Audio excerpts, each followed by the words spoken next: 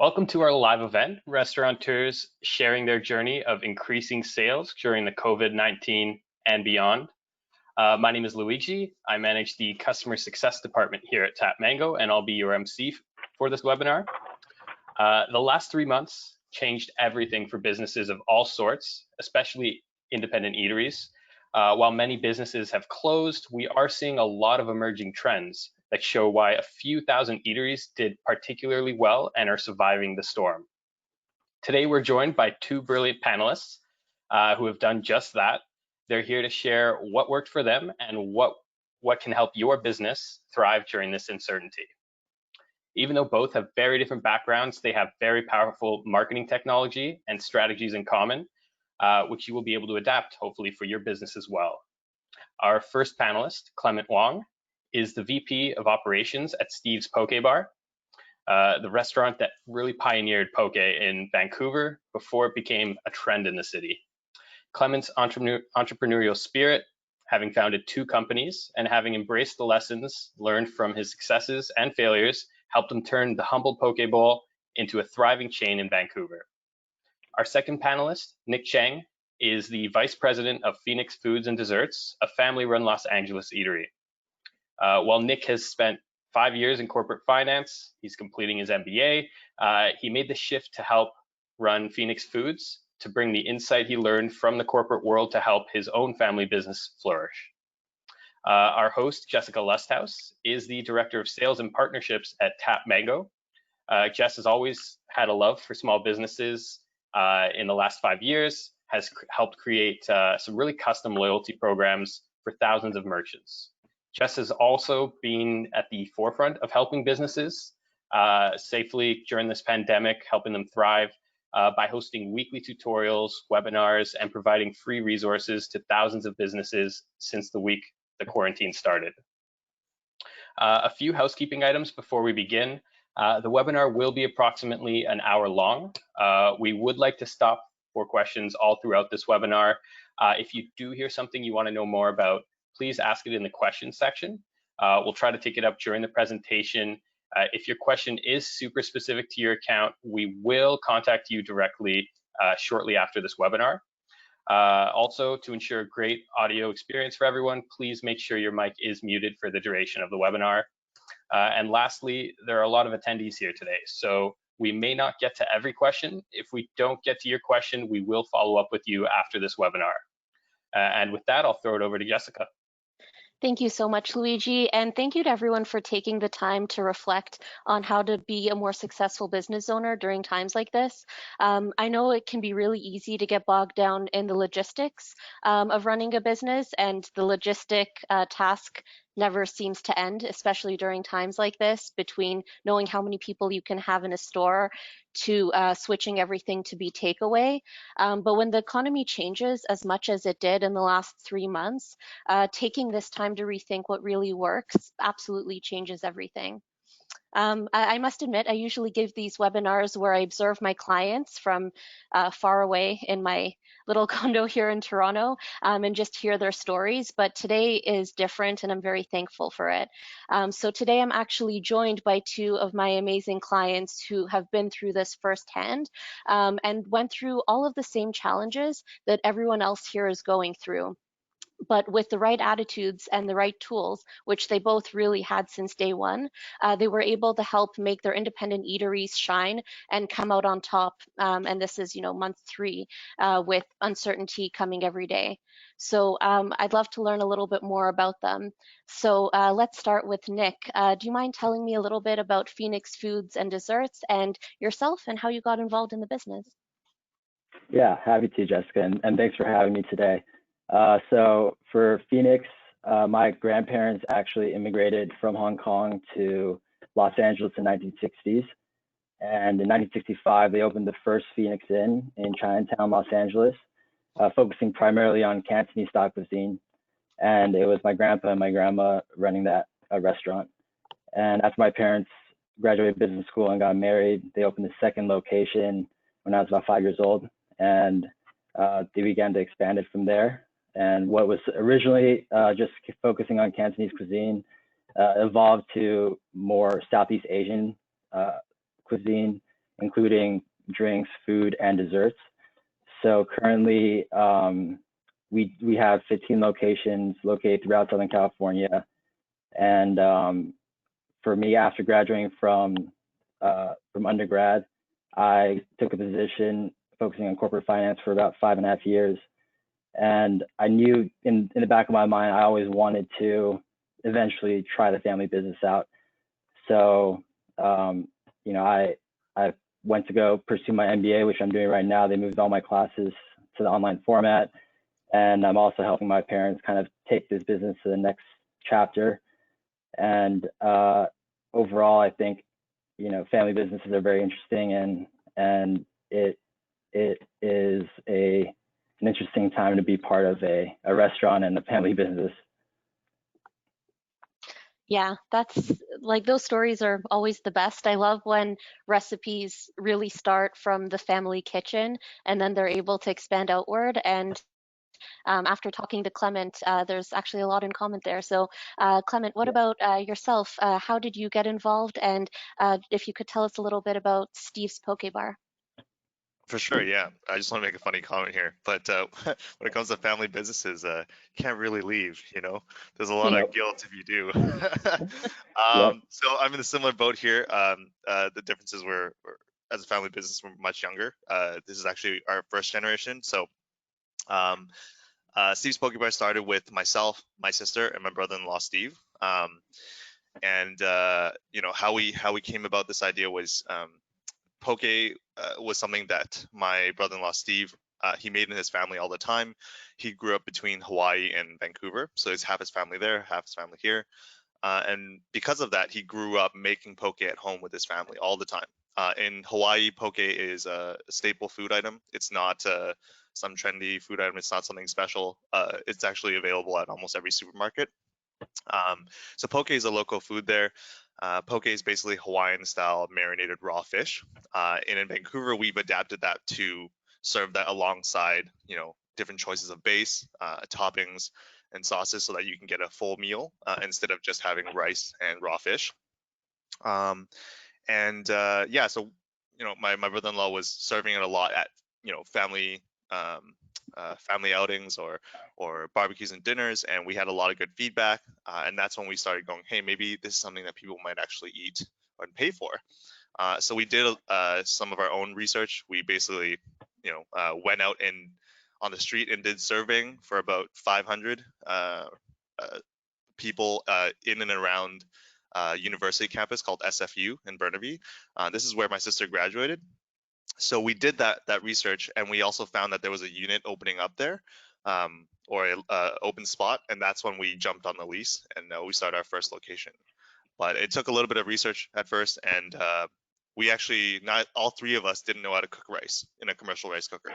So let's just say the learning curve was a big one. But since then, we've grown a lot, and we've had a lot of fun. There's successes and failures along the way. But as long as you keep picking yourself up, that's where we are now. In terms of my background, not as well educated as Nick here. I went to college. I got a BBA. I never actually ended up using it. I focused on logistics, but I ended up getting an accounting job. At that point, I realized I was not good at accounting, so I started a commercial cleaning business. That was, you know, I worked on that, and then I sold that to another smaller cleaning company locally. That was my first attempt at business. After that, I tried building an app, which obviously was not successful, but I learned a lot during that process, which is why I have a little bit of an insight into a lot of things that we're using now with TapMango. And I've actually been talking with Jess and the team there in terms of providing feedback and helping them grow, and vice versa, because my input to you guys would really help, and if you guys are able to improve the product, it helps us in turn. So yeah, that's how we got started, and that's my story. Yeah, and it's crazy how far poke came just in the last 4 years. We come full circle. Luigi taught me what poke was because someone basically took a picture of him eating a sushi burrito at predominantly a poke place, and I was like, what is that? And that was in 2016, and now there's one on so many corners. So that's remarkable. And Luigi, he's not first on the trend with these things, so that was, you know, that was in one scenario something that he taught me Usually to. pretty late to the party. True story. Well, you know something's working when the laggards start adopting it, right? That's true. And I also wanted to ask, how did we essentially get the privilege of working with both of you? How did our relationship start between your business and TapMango? Clement, let's start with you. Definitely the late night ads. No, I'm just kidding. Well, when we were looking at different customer engagement platforms, we already, like myself, like we were already considering or thinking about creating our own database. I knew at the time that it was super important as a restaurant to take our offline business to an online business, because of like the environmental risks, right? Like the longer you rely on foot traffic and traffic in a general area, you essentially are a slave to the rent or the lease in that area. And so like if you plan on having that one restaurant, that might make sense, right, to focus on your energy and efforts there. But as a growing chain for us, the value in our company was going to be in our brand, not so much per location. So we made the decision early on to try and focus on that. Unfortunately, it was just myself, my sister, and my brother-in-law, so the 3 partners managing all 8 locations along with our managers. We just didn't have the resources and time at the time to make our own app or create our own system. So I was looking for a service like TapMango that would white label all their tools for us. And that's at that point I was researching different competitors in the market. TapMango had the most flexible and customizable options and tools to reach our customers. I knew there was going to be a small learning curve. Anything with a lot of features will always require a little more learning, but also gives you a lot more control. And so because of that, and their direct integration with Square, which is our POS, that's how we decided on using TapMango. And it's been a great and quick journey ever since. We just started working together a few short months ago, and the progression has been quick and exciting. Nick, how about yourself? Do you mind telling us how our relationship started with TapMango and Phoenix Foods? It's a little bit more involved in that one, so just for everyone else listening. Yeah, happy to. It's kind of an interesting story. So when I started my business school, I took my first marketing class, and we learned a lot about customer stickiness, customer retention, and I knew that for us, in order for us to evolve as a brand, we needed to incorporate that into our business. So about a year ago, we actually started with 5 stars, which is a similar but entirely different customer loyalty firm that really kind of was encompassing what we wanted to do to start. So we signed with them, and we had them for about 8 months. And one day I got a call from, her name was Alexa, I think Jessica's associate, and she just cold called me and said, hey, I see you're on 5 stars. I think you have all locations. Want to just kind of talk to you about what we can offer. And at first I kind of blew it off, and I said, okay, yeah, let's set something up in the future. And she followed up, and I kind of couldn't get away from it. So I said, all right, let's get on a call. So she showed me a presentation about what TapMango could provide, and it kind of blew me away, because 5 stars was a great start, but what 5 stars didn't have that I was really looking for was, like Clement said, the customization aspect. But what really sold me was the mobile ordering feature. I always had this vision that it'd be awesome to have an app, kind of like Starbucks, where you can just order, come pick up. And when Alexa presented that to me, that was the main selling point, on top of the fact that you could customize your marketing campaigns that you otherwise couldn't on 5 stars, as well as Square integration. So there are a bunch of factors and enhancements to our service offering that 5-Star provided that really sold me. And Jessica was really integral in getting us transitioned over to TapMango, and it's been nothing but a good experience thus far. Well, no one gets away from Alexa, so you're No. not alone there. And yeah, again, also a newer relationship, but you were able to foresee that online ordering in both of your cases was important. And I think that was a big part of both of your transitions, and almost miraculously got it just right before coronavirus hit. So there was some intuitive aspect there that really ended up helping both of you, I think. So now that we know a little bit about where you guys came from and what your companies are all about, what we really wanted to talk about today is how you guys used your critical thinking, which you always demonstrated so much of as business owners and partners, and being able to get through 3 of the most difficult months that I think any independent business has ever seen. Being a restaurateur is a unique challenge because there's so much more contact and concern about germs and all of that when it comes to food. Some good and some bad, because food will always be an essential service. And you guys are also in the right space in terms of having the right price point and the right type of product that's really appropriate for takeout. But just because that's true doesn't mean, everyone made it by a long shot. A lot of people just kind of closed down for an unforeseeable amount of time, where you guys really took strategy as the main reason and the main guiding light to potentially close for a little bit, open up strategically, and make sure that, come May, June, you guys were both really coming out on top here. So Clement, Steve's Poke Bar has done incredibly well with making the right choices at the right time. When to stay open and which circumstances you needed to close for a little bit. So I'd love to explore your journey on making these calls in a very prudent and quick manner. And how did you make such quick decisions throughout all of this, and seemingly the right decisions in hindsight? Yeah, absolutely. So first off, I like to say you never know as an entrepreneur if you're making the right decision. You Yeah. just weigh out the risk and hope that you minimize the downside. Mhm.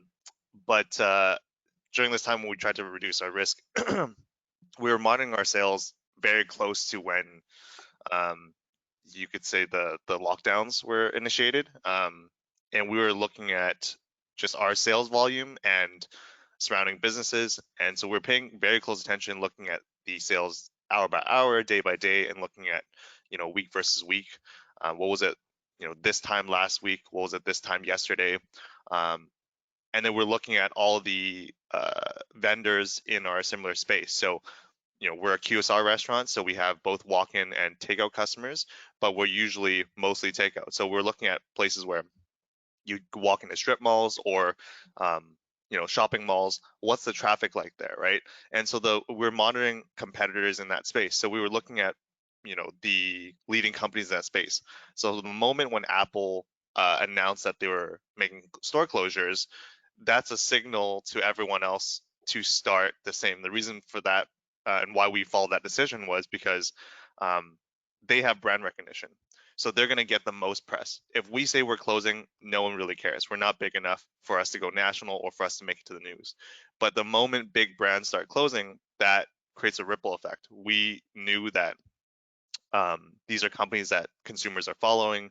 The moment they hear that, people tend to follow brands or companies of authority. So if Apple is scared to open, or they're trying to minimize the risk by temporarily shutting down, then that signals to the consumer, hey, maybe it's not safe for me to shop in the shopping mall anymore.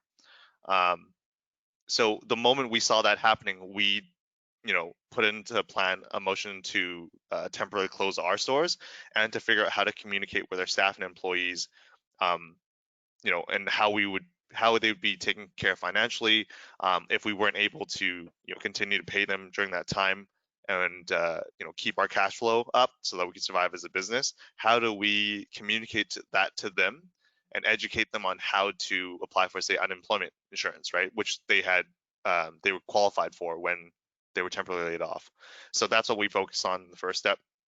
The second part was, during the lockdown, when should we reopen our stores? And at first, we didn't know, right? Like every merchant out there, we actually had no idea. All we could do was keep our ears to the ground and look at all the announcements the government was making, the health restrictions, the guidelines from our health authority.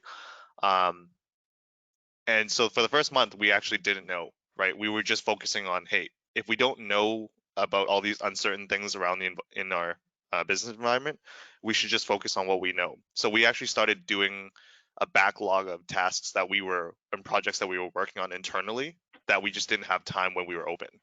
And then during that time, while we were working and being productive with backlogged items, we then looked at, hey, what is the government saying, and at what point should we start reopening? And so we decided to start reopening when the government became more clear in what the restrictions were, as well as what they were planning on to do to restart the economy. So once we had a bit of a structure of what they were doing, one was the wage subsidy, two was the CERB program in Canada. That's when we decided to develop a plan to open one of our top performing locations as takeout only. When we did that, we also had to consider the customer's perspective, which was during a lockdown right now, everyone's scared to go out. And so if you want them to come grab takeout, which most people still wanted to eat out, you just need to provide them with a way that they feel safe, and two, the staff feel safe. And then the third part about that is educating the customer to make sure they know when they order from you that they're getting their product safely. And so that's where TapMango came in. We didn't have online ordering. We didn't have a digital service or CRM before COVID-19, so we actually had to speed that up. I was already working on it with TapMango before COVID-19, but the timing was just both perfect and terrible at the same time, right? We temporarily closed before we were able to implement it. But as we reopened, that was the first thing that we implemented. So at our Guildford location in Surrey, we opened up takeout only, and we had TapMango as our online ordering service as well as our app. And so when everyone was directed to order from our website, we naturally got 100% of all the signups and 100% of all the customer data.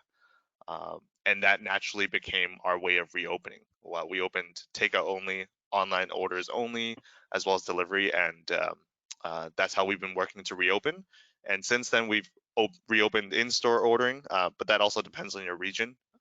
For us in Vancouver, Canada, BC, the restrictions have been much more relaxed now. They've lifted quite a few restrictions, and we've also had a much lower number of cases per 1,000 people in the province. So we've been very fortunate in that sense. Yeah, and your decision making and really just doing the right thing at the right time was all very evident to us on this side too. Actually, follow-up question, Clement, what was your mindset and attitude towards doing all of this in the last few months? So we really understand where you're coming from in terms of strategy, but yeah, what were you feeling and what was the attitude going into this? I think the attitude at first was everyone's gets stressed, and it's definitely not the best situation to be in. We're in an industry where we're being hit the hardest. But what I tried to do was focus on the factors that you control, not the environmental factors around you that are out of your control. What's going to happen around you, what happens that are outside of your control will happen regardless of how you feel. Yeah. And so those things occur and do not take into account how you feel as an entrepreneur or a business owner. So what you should be doing is, and I think what we focused on a lot was taking action on the things that you have control over and you know how to do. For example, when we had the lockdown and we had no idea what the government was doing, what the restrictions were as they were changing day by day, we can control that. So what could we focus on? Well, we have downtime in the meantime. So we started focusing on the work that we had previously sidelined. Another thing that we tried to focus on was, and this might be applicable to a lot of business owners out there. We lease, we don't own the property that we operate on. So a lot of the landlords were obviously still trying to collect rent. But because the uncertainty around, you know, what the government was doing, what the restrictions were, we knew one thing was for certain, which was almost all the businesses around us were in the similar boat with us. So in terms of rent, we knew that legally, yes, we had to pay rent. But because this was a once in a lifetime situation, the balance in the marketplace shifted.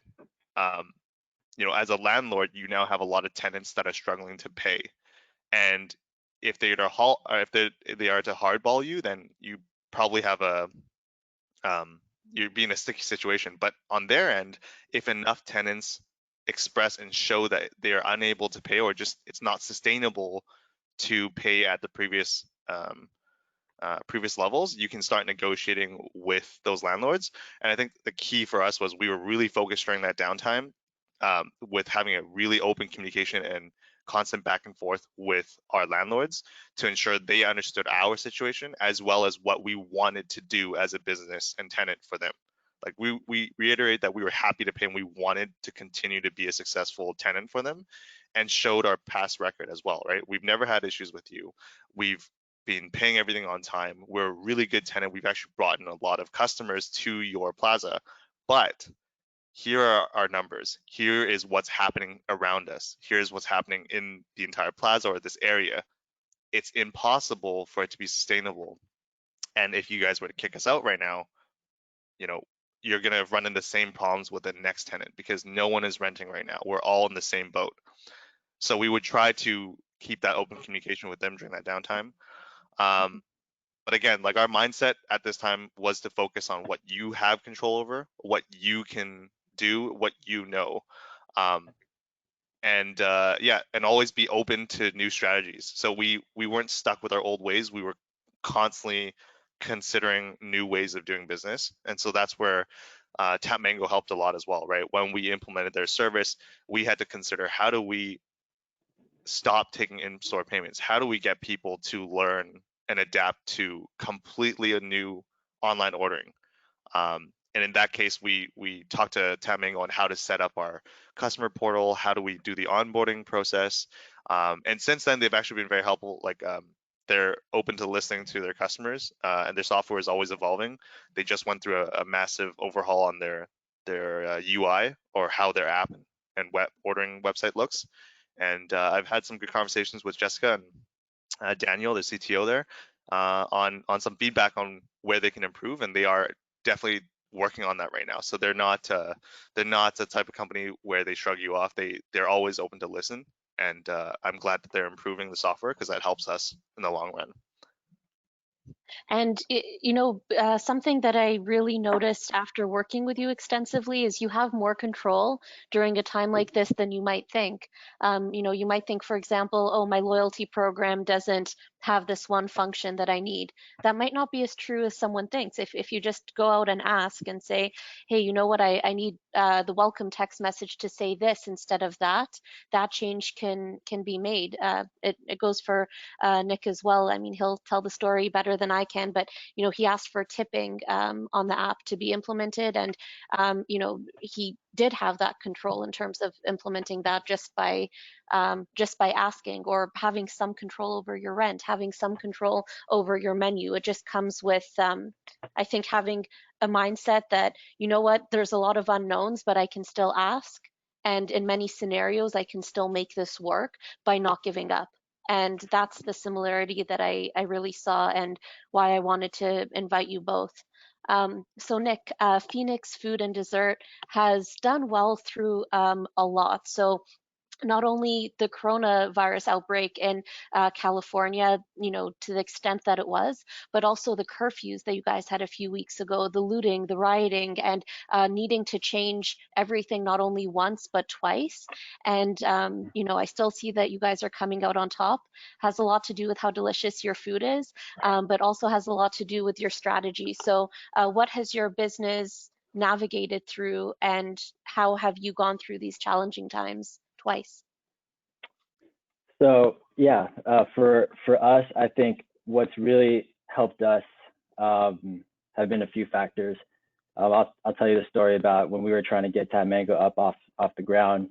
The day before we were officially going to launch TapMango, LA sent out a shelter-in-place order, basically allowing only essential businesses to be open, such as restaurants for takeout and delivery. We didn't know what shelter-in-place meant. We didn't know any of that, and I was in the process of setting up tablets when this breaking news came out. So the first thing is having a positive attitude. Right now, the only certainty as business owners that we have is that there's uncertainty. And in times like this, your employees, your workforce are going to look to you. And if they see that you are concerned or nervous or down, then they're going to feel the same way. So having a positive mindset and attitude is key right now.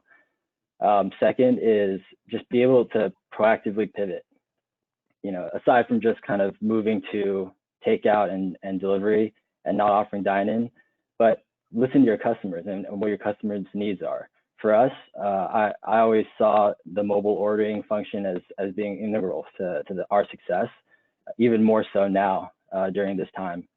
And having the opportunity to work on the mobile app and develop a menu there and try things out that may or may not work, but at least trying can go a long way. For example, we added a category in our mobile menu called value meals for 2, for 4, and for 6.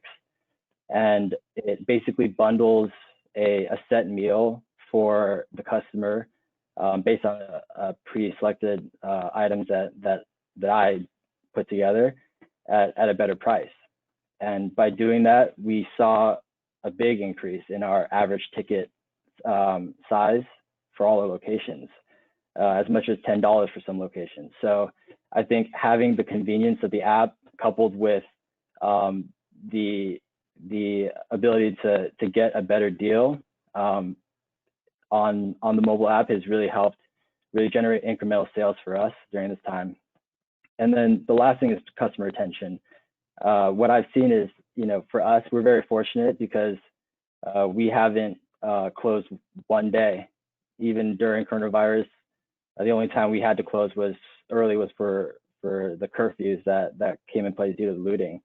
But we've been running as normal. Actually, one of our employees, it's funny, they have a group chat, and one of the employees had a video looking across the whole street surrounding our location, and everywhere was closed but us. And his comment was, Phoenix will stay open unless the world explodes.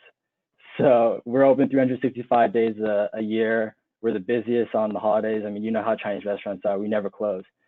So for us to be able to stay open and keep all of our locations open right now kind of speaks to the fact that, hey, you know, this customer loyalty program that we put in place, having the mobile app, all of these together has a significant effect.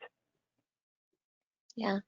Wow. And there's no greater test that you guys could have had, and not once but twice. And to think that not only you didn't close, but your average ticket price, you know, in some cases really did spike is remarkable. And we loved that resilience. It makes me want to bring up one point to all of the restaurateurs. Selling in bulk responsibly is one of the biggest trends that we saw worked. So reflect on what type of business that you have. No one wants to buy one cappuccino, one cone of ice cream, one sandwich. They're taking food home to try to last them 2 or 3 days, or at least for an entire family, because that's the setting everyone is in. So eating isn't as individualistic as it was this time last year, and it's not as grab and go. So think about your menus, think about what someone would typically want this time last year, and kind of scratch that and make it a little bit more about what can you take home to the family. So if you're an ice cream parlor, it's not about selling one cone of ice cream, it's by selling by the pint and rewarding customers if, let's say, they buy 2 or more pints and then they take it home. It's a treat for their family for the rest of the week. People are spending so much time at home that that's how they are really wanting to buy. They want to be able to put something in the fridge, right, and be able to reheat it and potentially eat it the next day, because no one wants to go to a restaurant every single day. They still want to be home as much as possible. So focus on your items that last well in the fridge, that package well, that you can reheat in a couple of minutes, and that can last people 1 or 2 days. And I think you'll be able to see a lot more success in terms of the average ticket price that you have. Nick was right on the ball in terms of implementing that, and it's one of the biggest trends we've seen. So after you've gone through your assessment of what your company needs, the next thing that you really need to consider is collecting customer information. So if you don't have customer information, you don't have any control over what happens next. You can cross your fingers and hope that the customer comes in. Maybe you can post something on Facebook or Instagram, but there's no true way to be able to educate the customer on exactly what's going on with your business because there's no two-way mode of communication. So Clement, part of your success came from having a good customer database. So did you have a database before you started TapMango? And how did you get thousands of people to sign up during a time like this? Yeah, so we did not have a database at all before this. So like I said, it was a perfect and bad time at this, all in once. When we had those shutdowns, we had to shut down with no customers in our database because we didn't have one.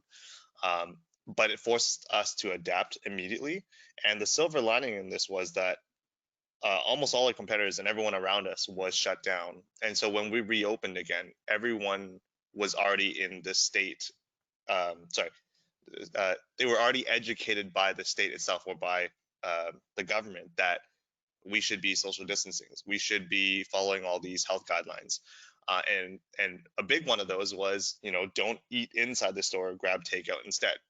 So in a way, the silver lining was the entire market was already educated to operate or order in a different way. We just had to take advantage of that. And so that's where we focus on reopening our first location as an online order only.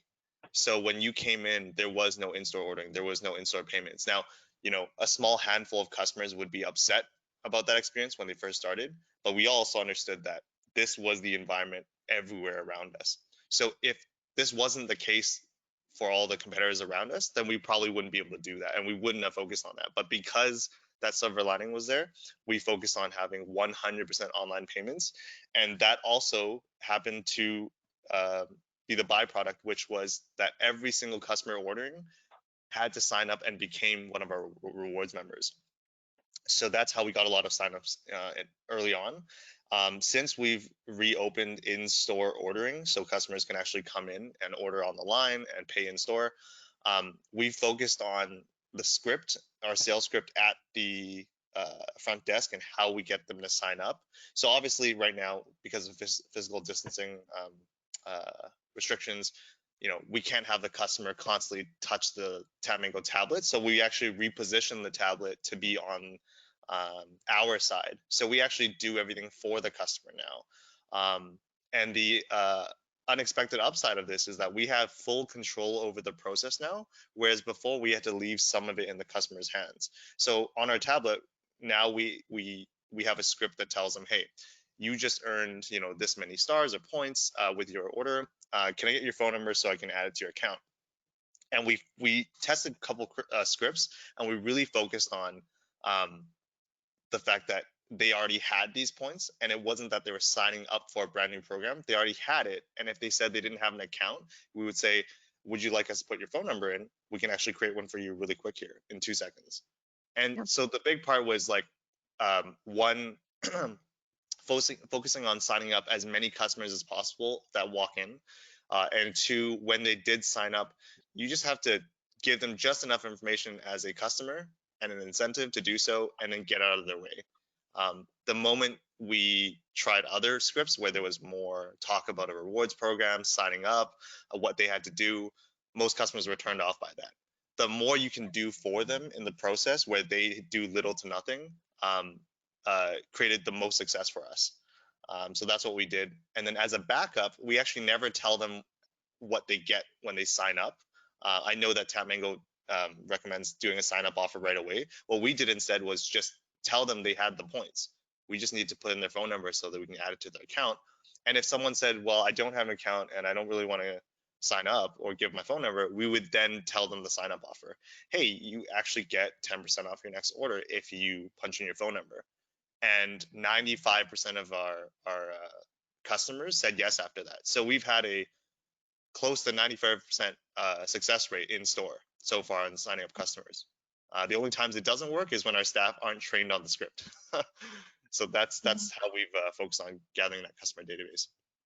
Yeah, I mean, having a respectable rewards program that can collect customer information easily is one thing, but the two main principles that you follow to a T, which allowed for that type of success, is one, you do have to express generosity. When you decide to do that is strategically diverse for different people, but if the reward is a no-brainer, aka 10% off, a free dessert, $5 off your next meal, people don't want to say no to that. And so that's what you're taking advantage of. And then the second one being making it simple. So if something is easy to do, and if the discount is a no-brainer, then you get a ridiculously high database, even during the most trying times. So those are the two principles which allowed you to have really good success and a nice customer database. So now that you have a customer database and customer contact. Can I just say one more thing? I forgot to add this to that. I think it'll Sure. be really helpful for a lot of restaurants. For sure. When we try to sign customers up, it's not just the in-store customers and our own customers coming from online. You have to consider another marketing channel, which is if you're doing third-party delivery, so Uber Eats, DoorDash, Skip the Dishes, those are your sales channels as well. So the moment you create a package and order, try and print something out that directs them to sign up on your service to order directly next time. Give them a really sweet sign up offer and put that in that bag, because that's a customer that's already paying to try your food, but they're not your loyal customer yet. They're essentially a walk by. They're just an online walk by on another platform. So use that to your advantage as well. That's extremely true. The thing about, for everyone listening right now, you're probably using Uber Eats and DoorDash, and we'll talk about that in a few minutes more, but you're giving away between 15 to upwards of 30% sometimes of commission to third party.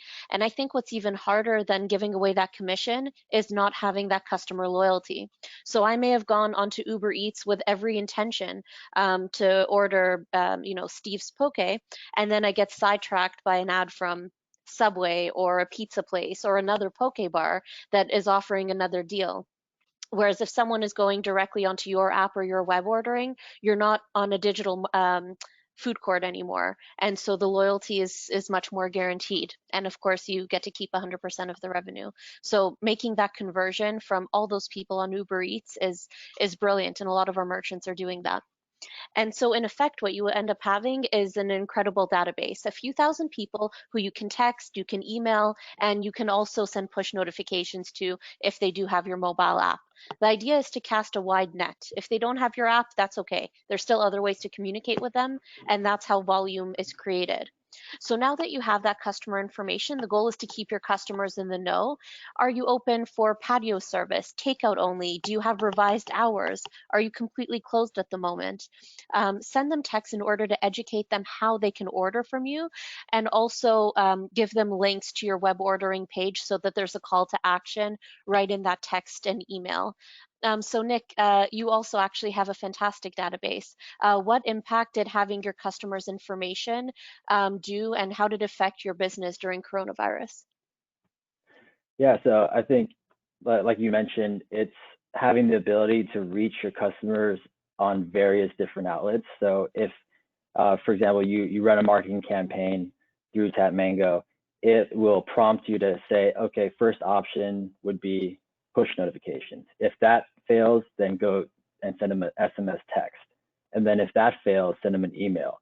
So it's an easy way for us to reach our customers efficiently and also not duplicating efforts. Perfect example of this was for about two weeks ago, when all the looting started happening in Los Angeles, they sent out a curfew at 6 p.m. For the first 3 days of the week. And we recently just stocked all of our locations with our handcrafted desserts, which have a perishable date of 2 or 3 days. So to avoid having a bunch of spoiled desserts, I sent out a marketing campaign at noon saying, hey, pre-curfew special, you get 20% off all your desserts if you come in. And the response was tremendous. And we were able to move a lot of desserts that otherwise would go spoiled. And overall, I think having that ability to be fast and nimble during this time is key, especially on your mobile app, where you have a menu that, you know, instead of having to update a whole written menu, you could just go on your platform and update the menu seamlessly and quickly as you choose. So that's been a huge help for us. And then also being able to filter out what are good reviews and bad reviews. During this time, we tried to, or rather myself, I tried to add as much of a personal touch. We are a family business, and I want to give that impression to our customers. So what's helped a lot was the positive reviews that we receive through TapMango are directly transferred to Google Business, and then any negative reviews will get directed to me. And I read every review. One review that came out was a gentleman who enjoys our food, was a longtime customer over 15 years, actually knew my grandfather as well. And it's he used the app and reached out to me and said, hey, you know, I like the app, but the menu was too it was not as expansive as our menu in store, and there is no tip option. I would like to tip your workers during this time. And I was transparent with them, and I said, look, we're just getting this up off the ground, but your points are very well, very good points, and I'm going to try to see what I can do. So I reached out to the developers at TapMango and my account rep, Amandeep, and he helped to get a tip option on there. And obviously our employees have seen the results of that. I think right now a lot of customers are trying to pay back these workers who are really putting themselves out there and working during this time at a risk to their own health and their own well-being. So I think customers are really inclined to tip more now, and having that tip option, you know, our employees are completely bought in with this whole mobile ordering, because it allows them not only to spend less time on the phone taking orders or having customers in store, but from a customer's perspective, they're not pressured to make the decision on what they want to order on the phone. They can browse at their own leisure on the app. So all those factors, having the customer base along with their information has really helped us through this time. Yeah, and I'm glad you and Almadeep were working well together. He's great and very responsive. And you matching tips for the month of April was such a beautiful initiative. And I just want everyone who might be in your area to check you out, because I think there's nothing better than visiting merchants that really care about their employees as much as you guys do, and the fact that you cared about that over everything was huge. And it's true, you're going to need those employees, because unless there's an earthquake that swallows us all, you're going to need them, because you will be open. Now, Clement, you actually also had a great story with how surveying your customers and getting customer feedback was helping you, so we'd love to hear it. Yeah, so I think Nick talked about a lot of stuff that I was going to talk about as well. We operate in the same way. We have you know, an automated campaign that we've set up through TapMango. If you don't know how to do it by yourself, you can definitely ask your rep to show you how to do it, or they can set that up for you, those triggers. But essentially, every time a customer, not every time, based on certain activity, a customer would order, and afterwards we would send them requests for feedback, and we just ask them to help us support a local business, and we offer them, in our campaign, we offer them a free drink on their next order if they're willing to give us a 1-second feedback rating. And if they give us a 5-star review, then we redirect them to Google, which helps us increase our visibility and our rating online.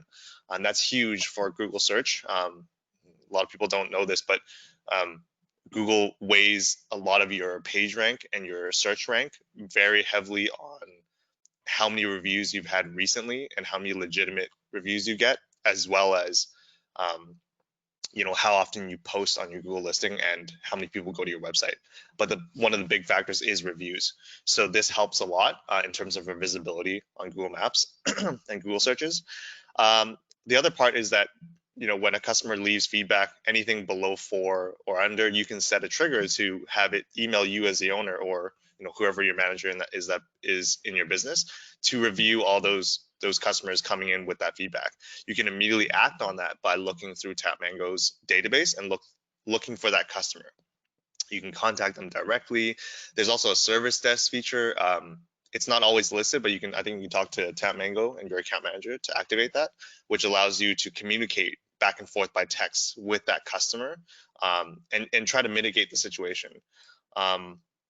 There's research that shows that for every disgruntled customer, you actually potentially lose up to 7 or 8 customers, because that disgruntled customer then goes on to tell other people not to come to your location or come to your store.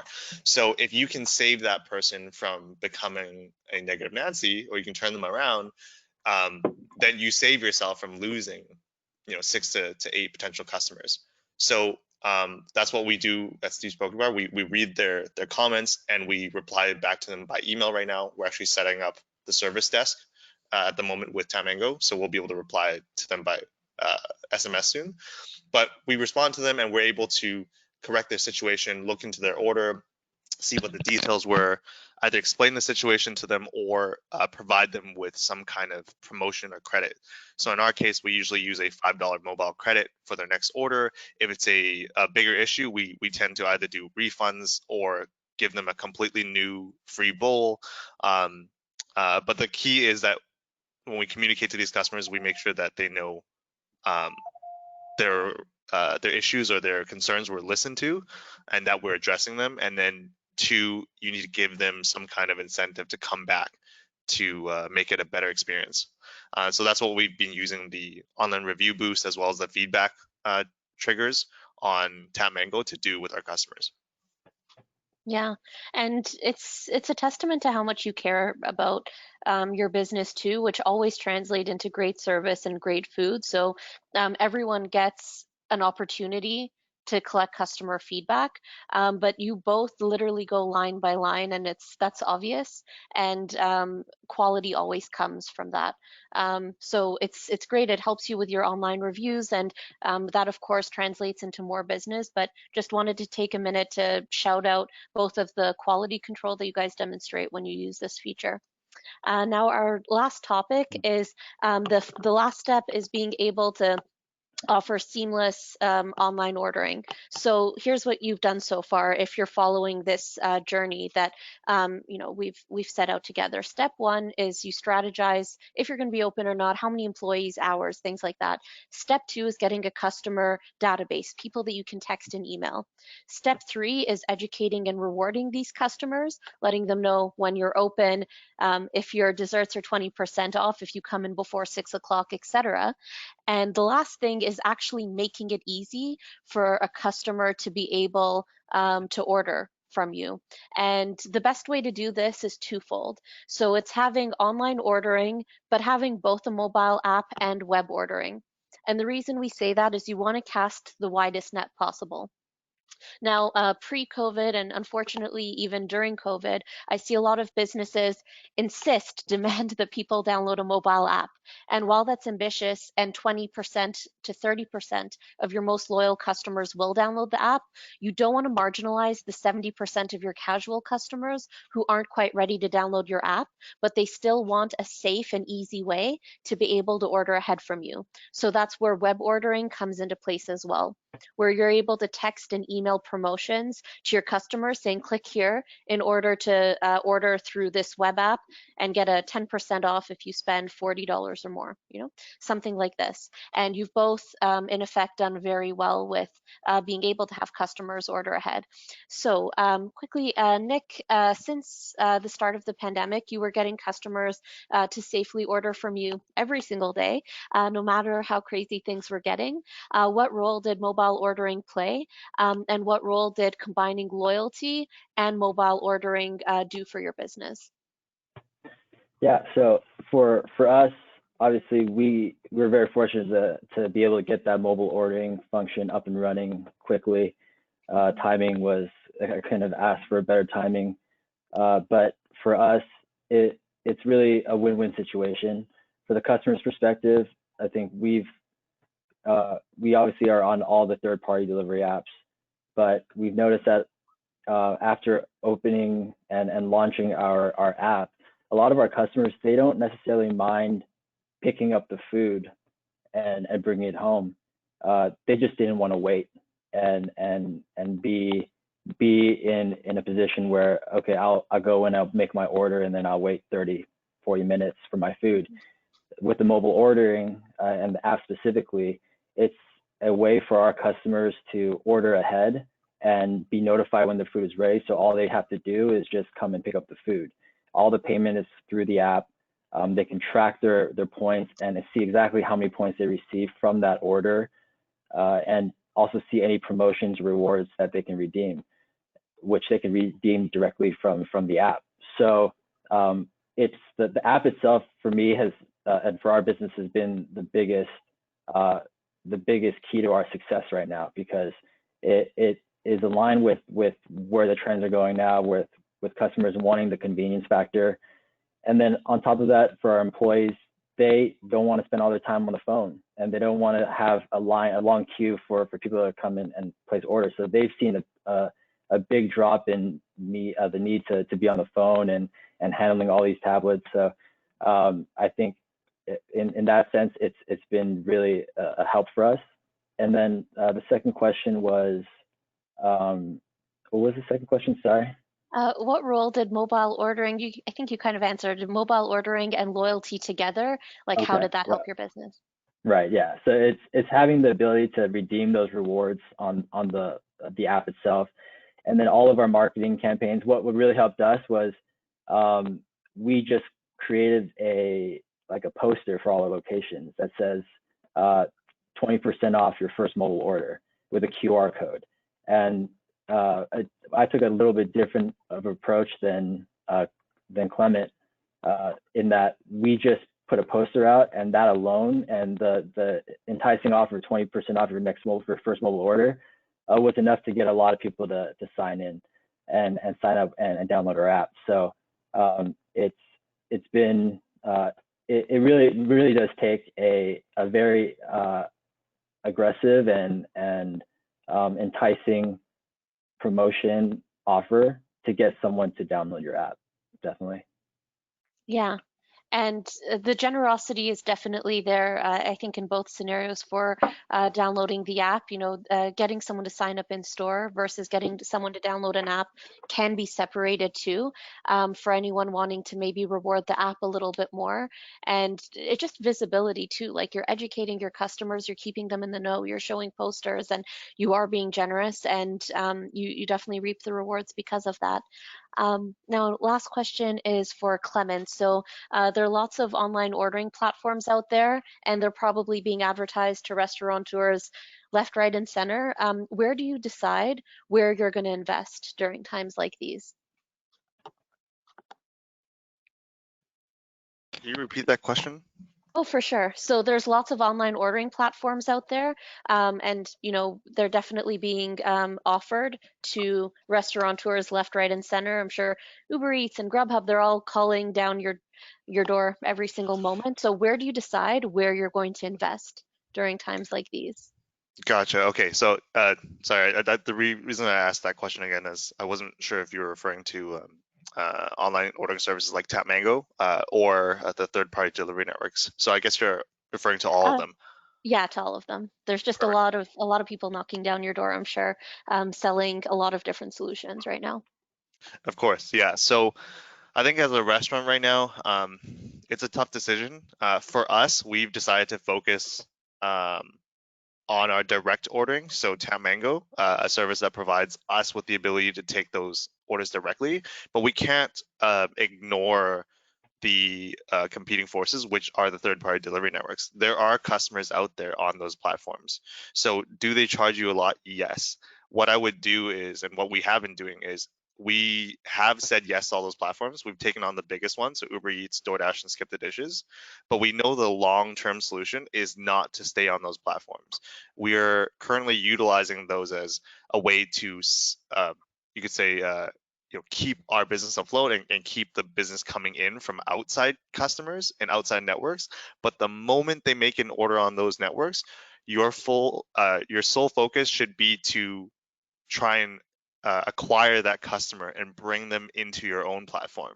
And that's where a service like TapMango would come into play. So if you don't have TapMango, or if you don't have like a service that allows you to track your own customers and allow them to order directly from you, then I would focus on that first. And then also, the outside channels afterwards. But again, the purpose of those outside channels should be so that they're providing you new customers that you can then try to bring into your own system. Exactly. So just to reiterate for all of the restaurateurs who are considering, should I be using these third-party platforms? It's a great lead source, but you can't really call them your customer because they've ordered once or twice from Uber Eats or any of these competitors, because at the end of the day, they're going to advertise your perfect competitor to that same very customer. So the only way to win long-term as a brand is to take those people that have come in through all of these channels and convert them into your loyalty customer. So they have your app, they're receiving text or emails from you, and or they're using your web ordering page in order to order directly from you. And so then you get to save tremendously on commission as one, and two, you have control over bringing them back more often. You get to text them, you get to email them, and you get to be top of mind instead of being one of hundreds and hundreds of eateries that seem to be in every city now on all of these platforms. So just in the sake of time, I will need to wrap it up here. And it's just because these two amazing panelists had so much input and insight into how to really, come out on top and to be prudent, cautious, but also successful long-term, no matter what happens. What I would say is for the questions that have been flooding in, we'll contact you directly and we'll patch in Nick and Clement if there's anything that you guys asked for their feedback on. And I see there are definitely a couple where they want your input on how this might help them. If you do have any questions in particular, but you haven't voiced them here, I think the best thing to do is just to go to tapmango.com and hit request a demo. These two gentlemen did it and they survived. So it's a bit of a fun demo, and it gets to talk more one-on-one instead of broad marketing terms. It'll have something that really relates to you in particular. And then the second thing I would say is we'll definitely reach out to you. If you have an account with us, you can also reach out to your account manager who is likely on this call today or has been on one of these calls recently and is more than ready and willing to help with all of this. So again, thank you so much for everyone taking the time. Nick and Clement, it's amazing to hear you guys talk about these principles firsthand instead of doing it myself in a removed fashion. I find it to be, so much more helpful, and the details you guys have are they're universal at the end of the day, because it's about education, being resilient, and also about giving rewards in return for getting business that you might not otherwise be able to get. So thank you so much for those universal lessons. And thank you for everyone for coming today. I know there's a lot of work to do, but taking this time has been awesome. So thank you all. And thank you, Luigi, for sticking around with us as well. All right. Have a great day, everyone. Thank you. And thanks again. Bye-bye. Bye-bye. Thank you. Bye. Thank you.